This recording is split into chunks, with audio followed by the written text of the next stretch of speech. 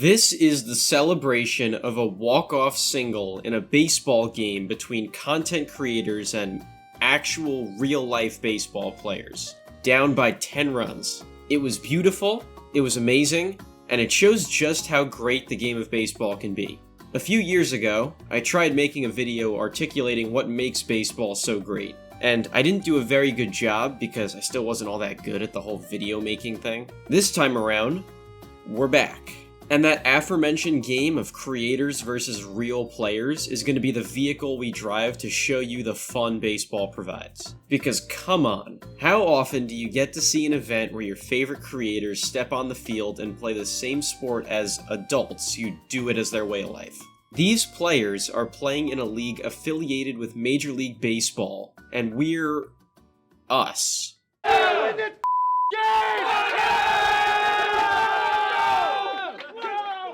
June 4th, 2023. Burlington, North Carolina, USA, Earth, etc. The humongous Melonheads versus the Burlington Sock Puppets. Bros vs. Pros 2. A rematch of a game between the same two teams from a year earlier, in which the real players won by a lot in just 3.5 innings. Just me from SRS this year though. Definitely missed Storm and Matt.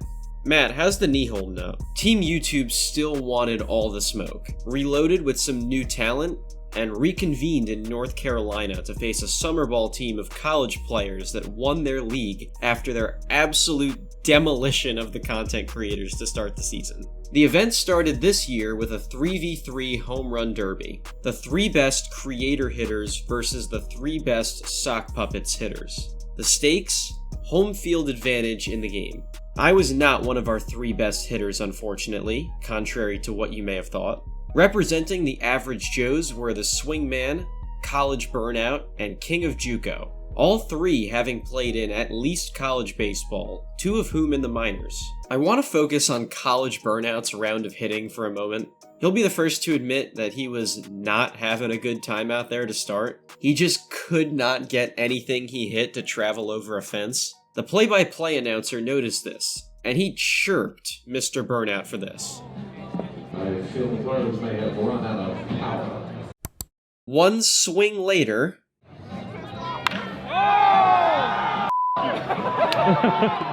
This is fun. Over the table, back and forth, competitive banter. When done well, it makes baseball so much more entertaining. I think of Jazz Chisholm Jr. hitting a Euro step after homering off the Washington Nationals, and then Washington Nationals pitcher Josh Rogers Euro stepping right back after striking Jazz out, and both of the two publicly saying it was fun and showing respect to the other. I think of Pete Alonso homering off the Braves and demanding for their pitcher to, quote, throw it again, referring to the pitch he just demolished. Then, when the Braves took the lead, they repeated the same phrase back at the Mets, and after winning the game, they totally understood why Alonso trolled them in the first place. Because he crushed one, fair and square. Alonso understood the Braves clapping back as well. Baseball banter is fun.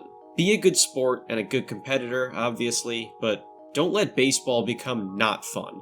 So thanks to that home run from Burnout and 4 from the Swingman, the creators won the home run derby. However, the puppets still had home field advantage. Not because they were disgusting, filthy conmen liars, but because their pitcher was already warmed up, and they offered us a 2-run lead to start the game instead. That's where the 2 runs on the scoreboard here came from. Here's our starting lineup.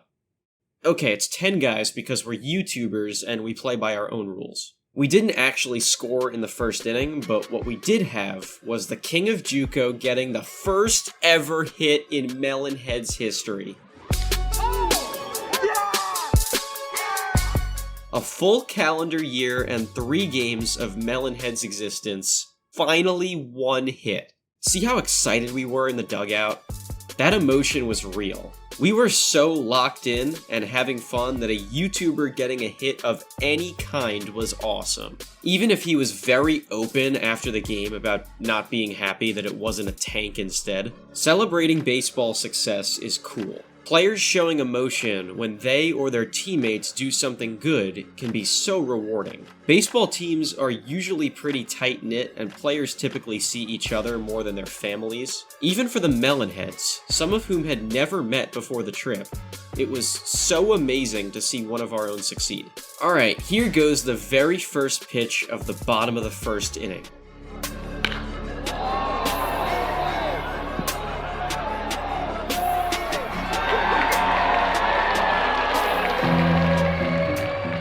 Goodness gracious. That was me in left field, by the way. I saw the ball travel in my line of sight off the bat, thought to myself something along the lines of, oh f***, I gotta make a play here, turned around, and by then this ball was like 40 or 50 feet over the fence. 2-1 lead Melonheads. Fast forward to 2 outs in the inning. Trouble is brewing. A deep fly ball that could give us a ton of problems if it drops is struck into center field. Go subscribe to And That's Baseball for saving us some runs there. Leading off the top of the second, certified dude from Momentum hit a hustle double to left field. The first extra base hit in Melonhead's history. RBT had a productive out by hitting a ground ball to the right side. Then came a wild pitch. Oh, and we've got wild pitch! We've got pass ball, and It's safe! And it's a run. It's a run for the Bros. Run scores. I can't believe I'm saying that. The humongous Melonheads have a real run. That might be the thing from this game I'm most impressed by. A bunch of regular citizens walked into the stadium of a team of D1 baseball talent and scored. Last year we didn't even notch a hit, let alone a run. And on top of that, the bottom of the second inning was a shutdown inning for us. A 3-1 lead after 2 innings for the YouTubers against the real-life active baseball players. What in the world was going on here? But, you know what they say about 3-1 leads. That's when it was time for a moment that started the change of the tide in the game. A new hitter coming up to the plate to try and help the Melonheads build up their lead. Me. I walked into the batter's box to face a pitcher from the University of North Carolina. You what? One of the most prestigious college baseball programs in the country. It was something out of a fantasy, which is the perfect segue to talk about today's sponsor. This video is brought to you by Underdog Fantasy. Is your fantasy baseball team already cooked? It's definitely happened to me by this point in some years. Well, you can jump back in on the action and start fresh with Underdog Fantasy, the easiest place to play fantasy baseball. Right now until July 14th, you can play Underdog's 7th inning stretch and draft a team for the second half of the season.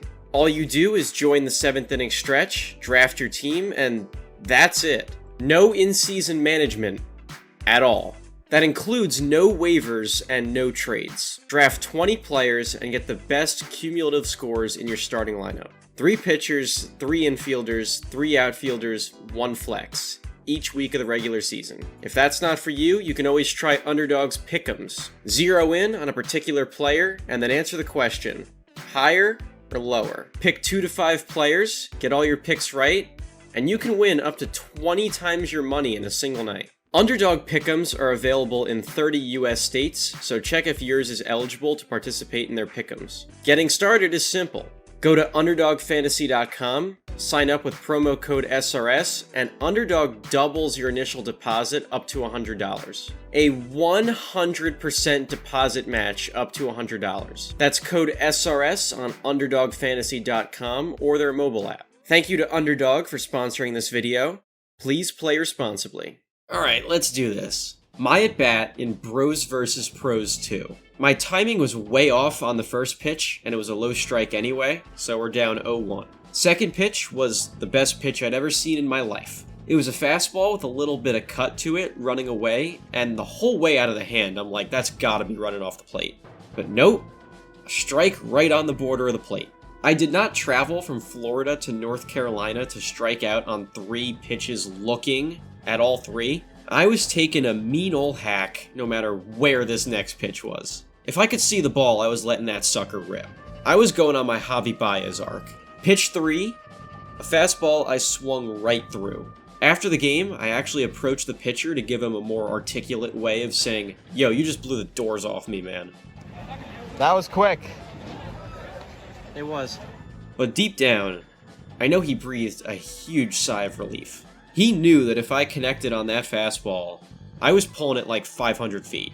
This is how I imagine he talked to his buddies after the game about when we faced each other. Hey, were you scared when Mike almost beat the shit out of you? But honestly, I didn't have the slightest bit of regret or upsetness for striking out. I had a blast, even taking an AB in front of hundreds of people, online and in the crowd. I could just play a game and enjoy myself. Brett Phillips is an MLB player who embodies this in so many ways. His playstyle just seems like he's having the time of his life at all times. He started a company meant to reinforce baseball being fun despite all the pressures and stresses professionals have put on them. And when we made a video earlier this year on Phillips, he publicly juiced it up and made sure to tell us he loved it. You know, just another reason baseball can provide so much fun for people. I struck out.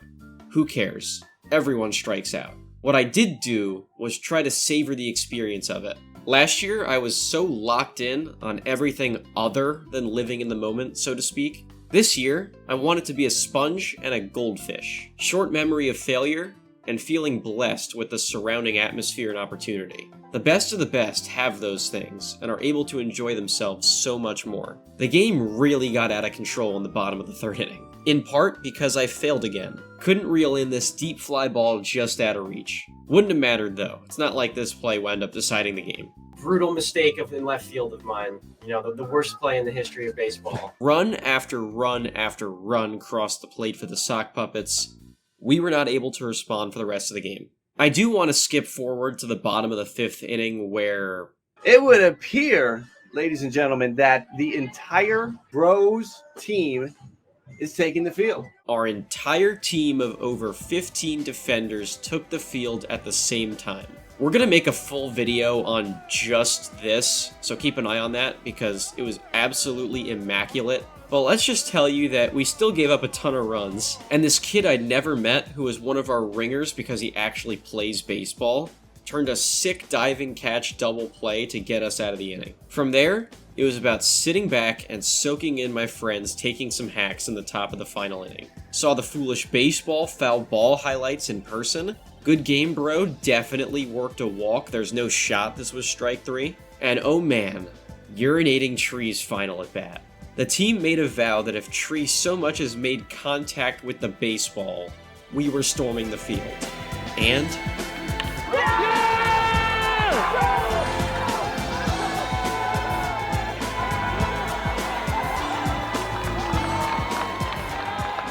there's your majestic walk-off infield single. The defense doesn't even really bother to field, down by 10 runs in the top of the 6th inning. How can you not be romantic about baseball? You could see me getting in on the fun right here. You want to know why? Celebrating baseball success is fun so long as you're not being a jerk about it. Go bananas with it. That's part of why I and so many other people loved the World Baseball Classic. Those guys were just letting it rip whenever they did anything. As a consumer of baseball, it is just fantastic to see players celebrating success. Again, so long as you're classy and not directly showing anybody up. Who doesn't enjoy this? Do you want every player to be a robot? Do you want them to hate coming to the ballpark and get stuck in a monotonous routine of warm-ups, pre-game work, mediocre play, no fun, and repeat? No, you don't. You love your fired-up pitchers. You love your bat flips. You love your home run celebrations. You love your dugout props. And you love choreographed team win techniques. Baseball is a game. Children play it. The players should get to have as much fun as they want playing the game. Even though we got our teeth kicked in on the scoreboard, literally not a single one of us is going to remember that. We're going to remember what an unbelievable time we had.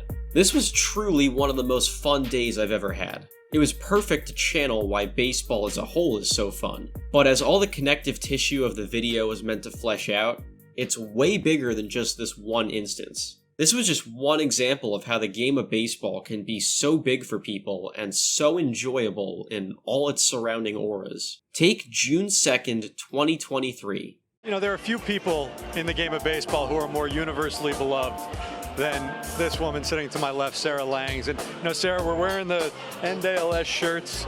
The baseball is the best, which you were always known for. This is Sarah Langs, one of the preeminent baseball researchers and minds our community has to offer. Sarah, as you may have figured from this clip, has ALS, a rare neurological disease that slowly breaks down your muscles. There is no cure. It's the same disease that prematurely took away the career and the life of Lou Gehrig, maybe the best first baseman in Major League Baseball history. You know what baseball did? Come together, celebrate Sarah, give someone going through an incomprehensible life struggle a chance to smile, and use its power for good. To use the game's reach and platform to raise awareness for ALS. Sarah's very open about how she feels about baseball. She thinks baseball is the best, so all around baseball on Lou Gehrig Day, June 2nd, the game embraced that slogan, knowing full well the emotional weight the game holds. On some level, baseball does this every day. It's a game that manages to pull people away from whatever's going on in their lives behind the scenes and smile. It has done this forever.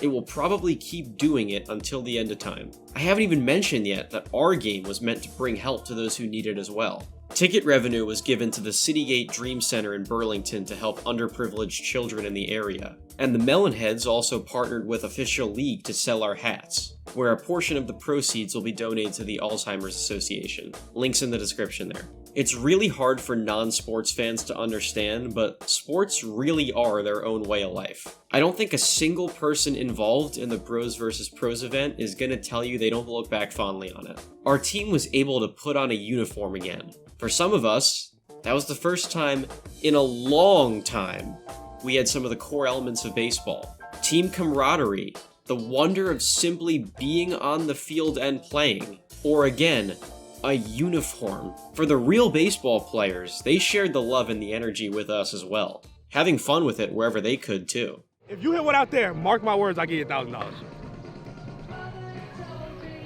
If anybody does on that team. It was tough to top the first Bros vs. Pros event, but we absolutely did it. And as cool as the spectacle of having creators share a field with people who dedicate their lives to a baseball career is, the real thing that all this highlights is that the game of baseball can let this sort of thing happen. That model is kinda unprecedented. I want to say a huge thank you to all the fans who made it possible, everyone who came in person to check out the game, everyone who streamed online, the Burlington Sock Puppets, every member of the Melonheads, especially 5 Points Vids for being the ringleader of it all, and of course, you the viewer right now.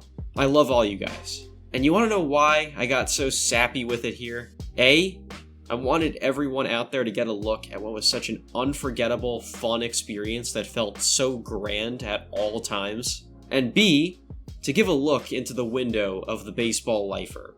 The people who cherish baseball because they understand the happiness it gives them, even when their teams stink. I grew up a Mets fan. That enough for you? Coach is right, guys. If we want to win, it's on us. Yeah!